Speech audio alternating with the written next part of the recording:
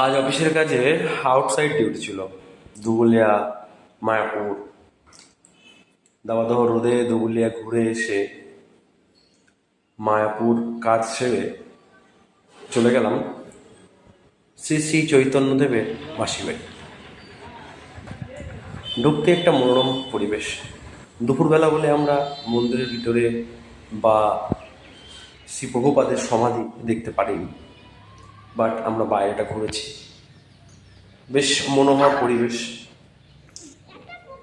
যা শহরাঞ্চলে এখনো দেখা যায় না। কাঠবিড়ালি, বেজি, সুন্দর ফুলের বাগান। তারপরে শ্রী চৈতন্যদেব সচিমাতার কোলে, তার মনোরম দৃশ্যগুলো মন্দিরের ভিতর দিয়ে মূর্তি করা রয়েছে। তারপর সেখানে একটু প্রসাদ খাওয়া, সব মিলিয়ে দিনটা বেশ ভালোই ছিল। এবং চৈতন্যদেবের মাসির বাড়িটা ঘুরতেও বেশ ভালোই লাগলো। তারপরে চলে আসলাম আমাদের ঐতিহ্যময় মায়াপুর ইস্কন মন্দিরে। সেখানে ঢুকে তো আর আনন্দের সীমা নেই, কিন্তু অপেক্ষা করতে হলো মন্দির যতক্ষণ না খুলে। তারপর একটু সেই কৃষ্ণ কৃষ্ণর নাম, সব মিলিয়ে